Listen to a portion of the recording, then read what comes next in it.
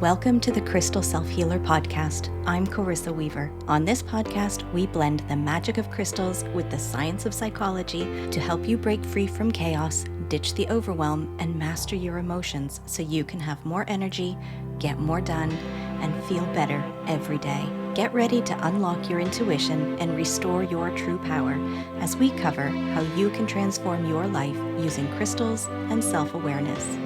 Are you ready to get started? All right, let's go.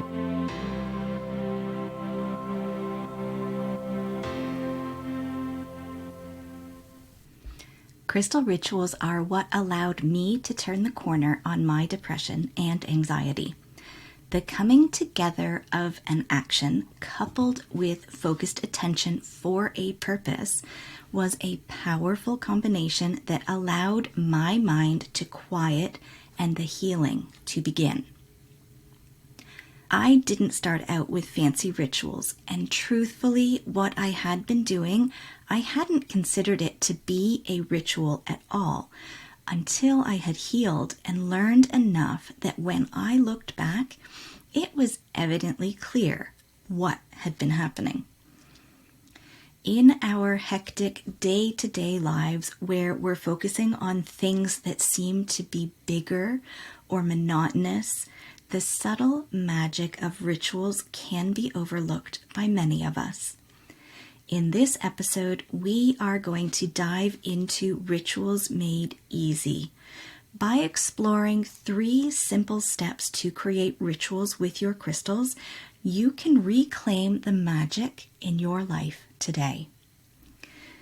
Traditional rituals is a set of actions, behaviors, or practices performed in a prescribed manner, which often includes symbolic, cultural, or religious context along with specific intentions. The purpose of a ritual is to concentrate and focus attention and energy on a specific purpose or intention, whether that be a religious observance or rite of passage or honoring the passage of the seasons. From rites of passage to holiday observances to pre-game chants and dances, they have been embraced because it allows for groups to come together for a shared experience, an opportunity to connect with the divine, and honor traditions and a common goal. For many of us, ritual is demonstrated to us through hierarchical organizations like churches and organized religions. And this alone can create a hurdle for anyone who is curious or wanting to start performing their own rituals because they feel like imposters or like they are doing something they shouldn't be doing. A little backstory here. I was not raised inside a faith or traditional religion. I was never brought to weekly services or to ceremonies and rites the way many others have been. So when I was finding my way as an adult, I did not have many of the preconceived or conditioned expectations on what needed to happen. And I think that this is actually a benefit because it allowed for a more fluid and curiosity-driven experience for me instead of feeling the need to conform to practices that could have been modeled to me in my younger years. It also allowed me the freedom to create rituals that were tailored to my needs in the moment, again, that weren't tied to some other expectation held or dictated elsewhere. What I observed in my exploration was that rituals can take on many forms, many different purposes, but they do hold a few key concepts that unite them. Purpose and intention, the reason behind the ritual, the use of sacred space and tools, your crystals, your candles, the scents, the prayers, the meditation, and the performance of the actual ritual or the aligned action, which could be comprised of a variety of different components such as prayer, acts, and offerings. Rituals are great because they layer energy, they layer intent and purpose, they layer symbolism, allowing it to grow and be bigger than just itself, making your intention tangible instead of just thoughts that you think that are out there in the ether. And how better to create a space for activating the law of attraction and the 17-second rule than to have something to hold your thoughts, to align your emotional body with, than a ritual. You'll remember we talked about the 17-second rule in episode 17. While the rituals and practices you may see carried out within churches or other organizations may feel rigid or inflexible and not necessarily able to address a pressing need, the value in them is that they are regular, you know what to expect, and by people coming together, their energetic potential is greater than if they were to be observed alone. In my experience, personalized ritual provided me with so many opportunities and benefits that helped me deal with and manage what I was experiencing in my day-to-day life, while also giving me the ability to step outside the emotions and thoughts that were so big and all-encompassing. It first was a reason to extricate myself from the demands of my life, my day, my kids, my family. When your default way of approaching your life is to please and take care of others, even at your own expense, it can feel hard to carve out time for yourself. Having this thing, this ritual that I wanted to be doing, gave me that push to find ways to include it into my day. Second, because it was considered sacred space, it allowed me to detach, relax, and be present. When I started to create my personal rituals, my kids were still coming into the bathroom with me, so this time where my need, want, and desire to be alone was honored and enforced. And even though it came with the guilt thoughts, it felt good to have that sacred time. Third, because my rituals were personalized to what I needed and wanted, the actions were also aligned with my desire. Again, that placement of focus for as few as 17 seconds was powerful. In a time when my life was pure drudgery, when I was in the blender of all that is life, it gave me something to look forward to that didn't hold the heaviness of my day-to-day life. It provided me with a sanctuary within my house and within myself. I would have a more peaceful experience within all of the regular chaos of my daily life. I had more patience with my kids. I had more energy to do the things that I wanted to do. I had more willingness to step outside my comfort zones to try more new things. And my negative thoughts and mind chatter were becoming quieter and less intrusive. I think it's important to dispel some misunderstandings or myths that may be creating a block or hurdle. So I mentioned earlier in this episode that many of us have witnessed rituals carried out in formal settings or within religious organizations. And I want to be clear that if these are the rituals you want to be performing, then getting the appropriate training and affiliation to do this will require strict protocol and training. But for most of us listening here today, this isn't what we're focused on. Rituals can be personalized and adapted to align with your values, beliefs, and intentions, and don't need to be rooted in any particular religious doctrine or dogma. Once you remove the perceived requirement to perform rituals a certain way, you open up a whole new level of possibility and ways to be creative. While there may be many suggestions for crystals you can use, there are no rules for what crystal you need to use. Use the crystals you have, the crystals you're drawn to, the ones you feel are aligned with the intention and purpose you're holding and wanting to attach additional layers of energy and support to. Many ritual protocols can seem overly elaborate or cumbersome in their execution.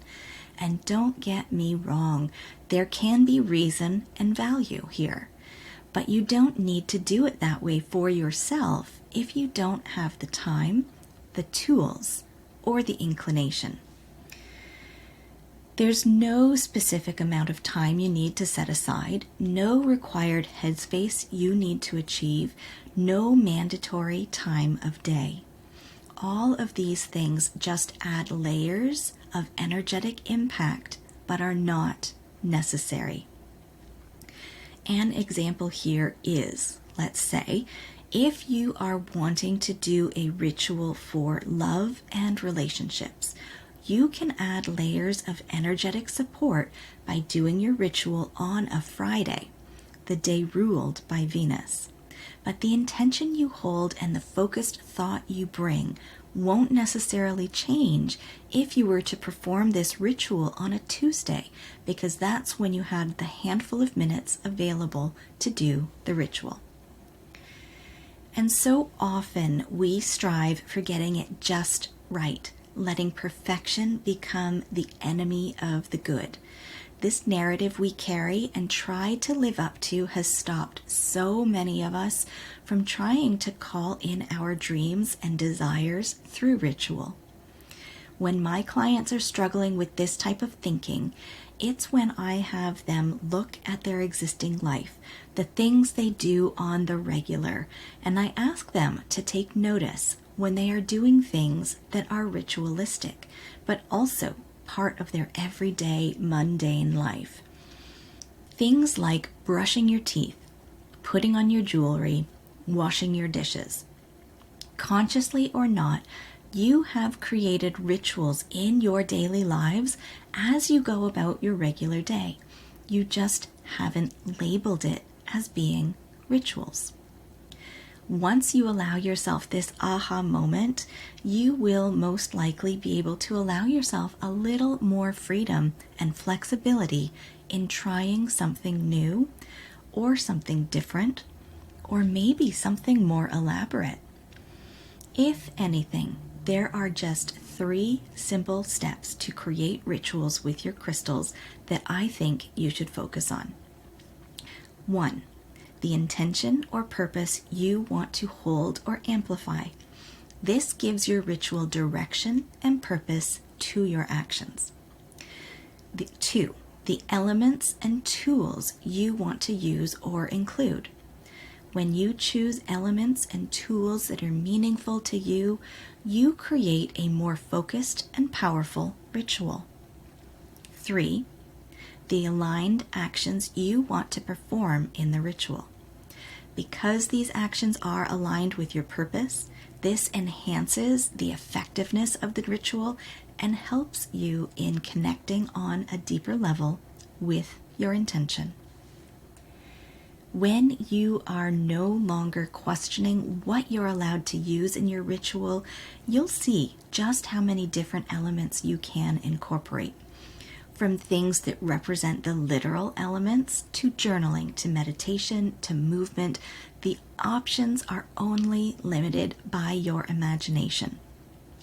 Think about your senses and how you can satisfy each of them in a way that is connected to your intention or purpose. I envision this kind of like those kid flip books where you get to build your character by using different heads, torsos, and legs. Use your imagination and do what you are feeling called to do.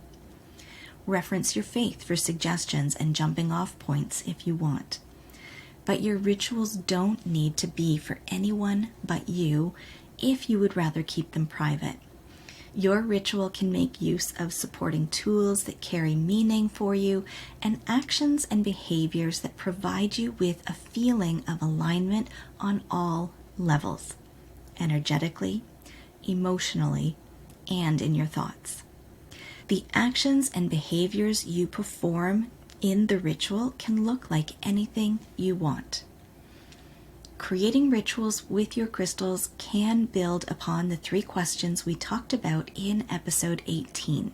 And if you haven't downloaded the Charmed Morning Ritual worksheet, you can do that using the link in the show notes and use that as a way to bring more ritual into your daily life.